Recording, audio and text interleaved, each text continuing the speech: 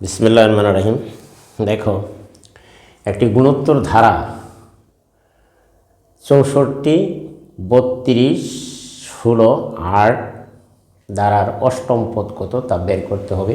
MCQ 4টি option দেওয়া আছে। প্রশ্নটি তোমার চট্টগ্রাম বোর্ডে 2024 সালে এসেছিল। তাহলে দেখো প্রশ্নটি কীভাবে সমাধান করা যায়। আমাদের কাছে প্রশ্ন হলো যে ধারার অষ্টম পদ কত। তাহলে দেখো এখনো তথ্য ব্যাখ্যা আমরা কিভাবে এটি সমাধান করতে পারি। তথ্য ব্যাখ্যাটা দেখো, আশা করি যে তোমরা গতকাল ক্লাসে যে সূত্রটি শিখেছিলে সেগুলি মনে আছে। আমরা জানি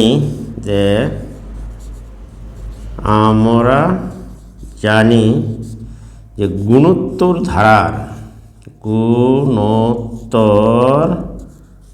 ধারার nতম পদ, সেই সূত্র কিন্তু আমি তোমাদের গত ক্লাসে শিখিয়েছিলাম। দেখো এবার দেখো মনে হয় কিনা। r⁴n−1 এটি হচ্ছে গুণোত্তর ধারার nতম পদের সূত্র। যেহেতু এখানে তোমার দেওয়া আছে, দেখো যে এখানে ধারাটির প্রথম পদ 32, সাধারণ অনুপাত r= আমরা শিখিয়েছিলাম দ্বিতীয় পদ বাই প্রথম পদ, ভাগ দিলে 32কে 32 দুগুণে 64, তাহলে আমরা পাইলাম r এর মান হাফ। কাজেই আর এখানে n এর মান হচ্ছে তোমার হলো তোমার 8 সমান, তাহলে আমরা লিখতে পারি সুতরাং ধারাটির nতম পদ লেখা যায়। অতএব ধারার nতম পদ যেহেতু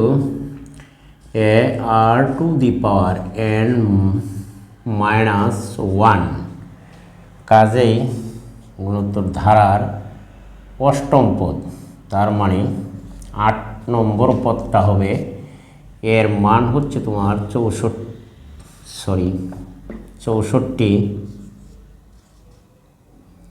আর এর মান হাফ, n এর মান 8−1, 64 গুণন হাফ ⁴7। তাহলে এনে দেখো আমরা আর এর মান হাফ বসিয়েছি, n এর মান 8, তাহলে 5টা দিয়ে গুণ করলে 32, 6টা হইতেছে তোমার 64, আর তোমার 7টা দিয়ে গুণ করো তাহলে পাইবা তুমি 128, কাটাকাটি করলে একবার 2 বার যায়, কাজেই আমরা পেলাম হাফ। কাজেই 1 নম্বর অপশনটি হচ্ছে তোমার সঠিক উত্তর। আশা করি প্রিয় শিক্ষার্থীরা তোমরা এটি বুঝতে পেরেছ। এটি একটি গুণোত্তর দ্বারা, কারণ হচ্ছে 64, 32, 16, 8 আপ টু ঢ কইছে ধারাটির অষ্টম পদ কত। তাহলে আমার অপশান ছিল ক নম্বরে হাফ, 2 নম্বরে হচ্ছে 1/4, 3 নম্বরে 2, 4 নম্বরে হচ্ছে 4। তাহলে আমরা জানি যে গুণোত্তর ধারার nতম পদ r⁴n, এই সূত্র কিন্তু আমরা তোমাদের গত ক্লাসে শিখিয়েছিলাম। এবার দেখো এখানে আছে ধারাটির প্রথম পদ, আর এর মান আমরা বের করেছিলাম, সূত্র শিখিয়েছিলাম যে দ্বিতীয় পদ 32, প্রথম পদ হচ্ছে 64 দ্বারা ভাগ করলে সাধারণ অনুপাত অর্থাৎ আর এর মান পাওয়া যায়। আর n এর মানটাকে বলা হচ্ছে দেখো অষ্টম বা 8। তাহলে আমরা এই ধারাটির এখানে বসিয়ে দিয়ে আমরা ক্যালকুলেশন করে পেয়েছি হাফ। কাজেই আমি মনে করি যে তোমরা এটি বুঝতে পেরেছ। তোমরা পরীক্ষার হলে তাড়াতাড়ি শর্টকাট এত বিস্তারিত না লিখলেও চলবে। যদি 2 নম্বরের প্রশ্ন আসে তাহলে তোমরা এটুকু বিস্তারিত লিখতে পারো। ওকে, তাহলে চলো আমরা অন্য একটি প্রশ্নে যাই।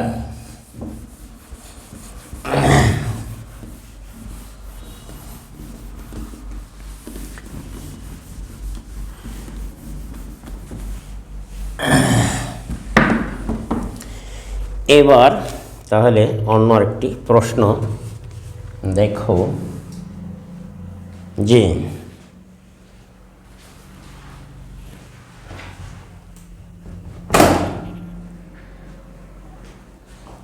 আমরা অন্য আরেকটি প্রশ্নে যাই, দেখি যে প্রশ্নটি এবার লিখে নেই। এইখানে দেখো কারেন্ট চলে গেছে, তাহলে আমরা আরেকটি প্রশ্ন লিখি। এখানে দেখো যে 6, 2 নম্বর প্রশ্নটা দেখো, 6 যোগ 12 যোগ 24, তাহলে আমরা লিখতে পারি আপ টু ঢ ঢ ঢ ঢ, আমরা লিখতে পারি ধারাটির অষ্টম পদ কত, এটি ধারাটির অষ্টম পদ কত, এটি আমরা লিখতে পারি। এই প্রশ্নটি তোমার রাজশাহী বোর্ডে 24 সালে এসেছিল। রাজশাহী বোর্ড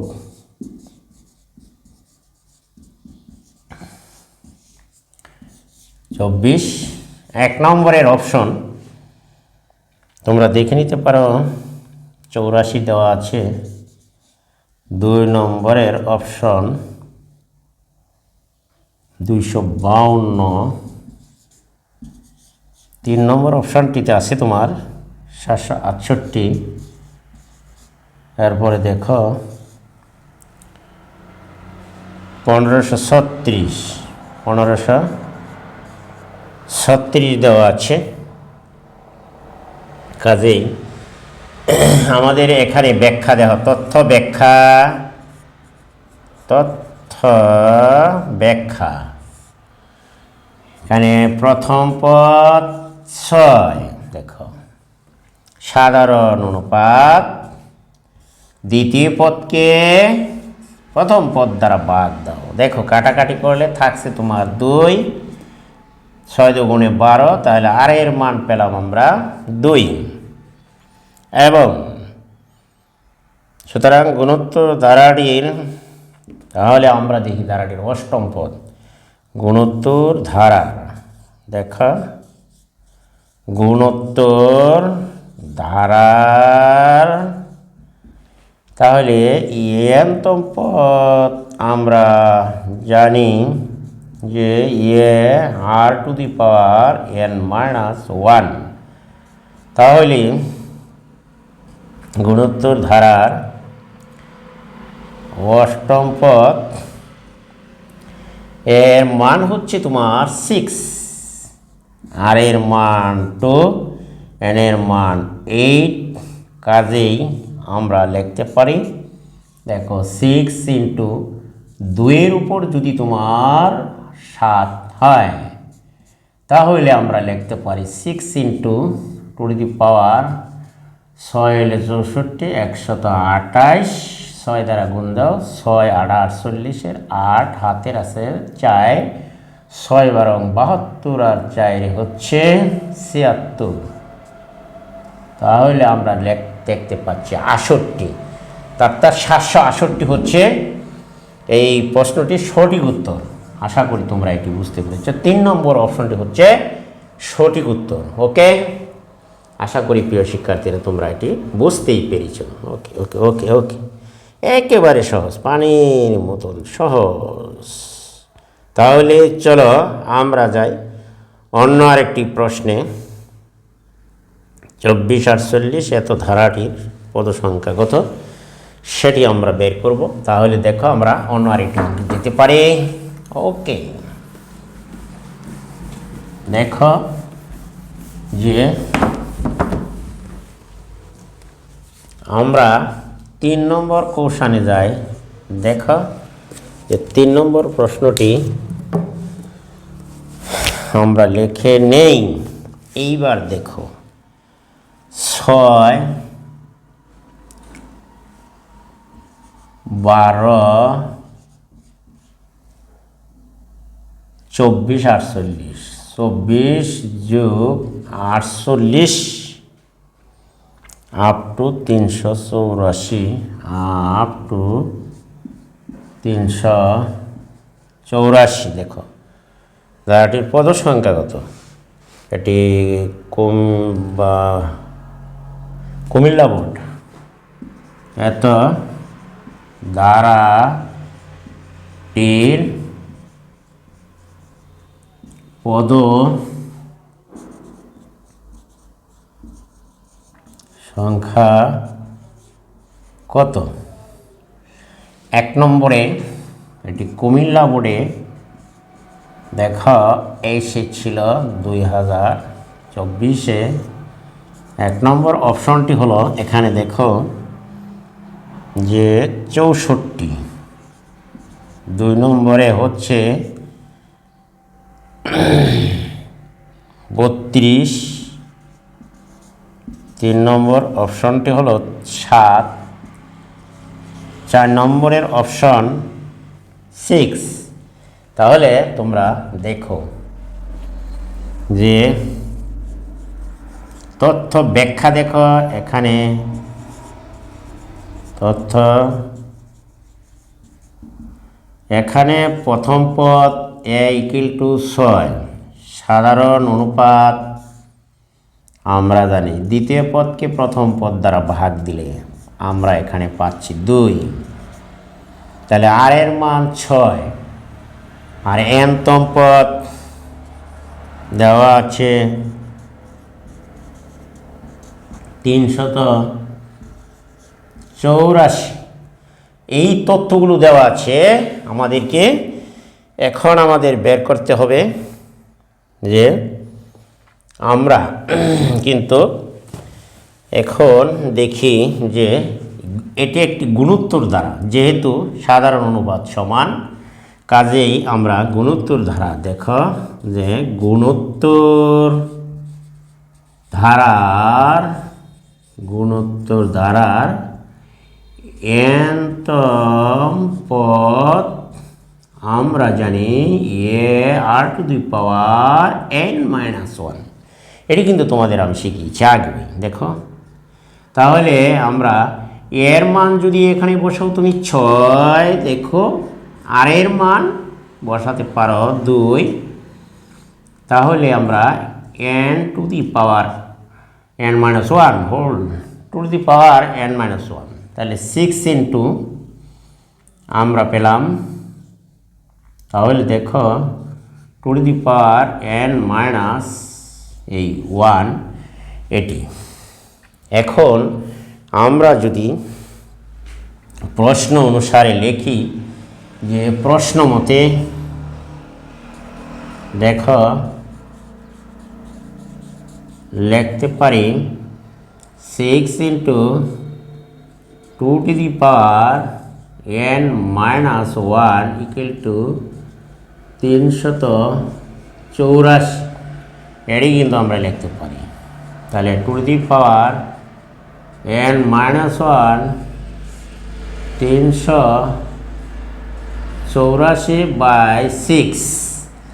তাহলে আমরা দেখো আমরা লিখতে পারি বা 2n-1 ইকুয়াল টু এটিকে যদি তুমি ভাগ দাও 6 6 30, তাহলে 2 4 6 24, তাহলে কত 6 2 24, 4 6 24, 64 আমরা পেলাম। এইখানে দেখো 64 বা 2n- দেখো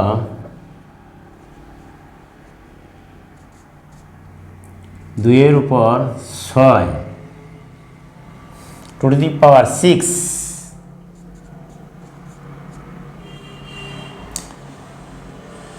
উভয় পক্ষ থেকে যদি 22 তোমার বাদ দেই 2 কাটা দেওয়ালাই, তাহলে আমার n-1 ইকুয়াল টু থাকছে তোমার 6 বা n ইকুয়াল টু 6 যোগ 1, এই পেলা তুমি 7। তাহলে আমার 2 নম্বর অপশনটি হচ্ছে তোমার সঠিক উত্তর। অতএব যে আমাদেরকে বলা হচ্ছিল যে 6 12 24 48 আপ টু 384 ধারাটির পদ সংখ্যা কত, তার মানে হচ্ছে আমাদের n এর মান বের করতে হবে।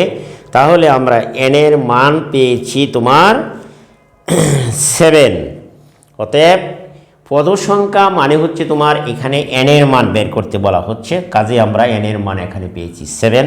আশা করি প্রিয় শিক্ষার্থীরা তোমরা এটি বুঝতেই পেরেছ। দেখো অঙ্কগুলো কিন্তু ছোটো হলেও তোমাদেরকে করে অঙ্কের রেজাল্ট বের করতে হয়।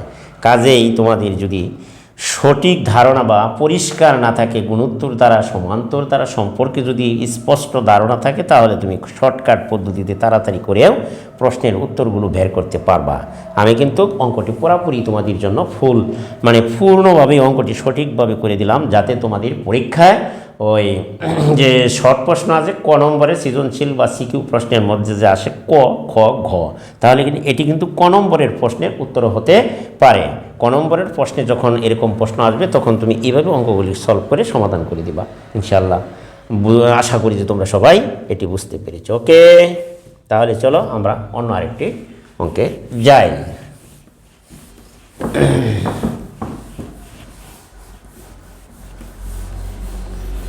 ওকে, এখন এইবার দেখো, তাহলে আমরা দেখি যে 28 4 নম্বরের অঙ্কটি দেখো, 128 যোগ 64 যোগ 32, 128 64 যোগ 32 ঢ ঢ ধারাটির, দেখো এই ধারাটির কততম পদ হাফ, কততম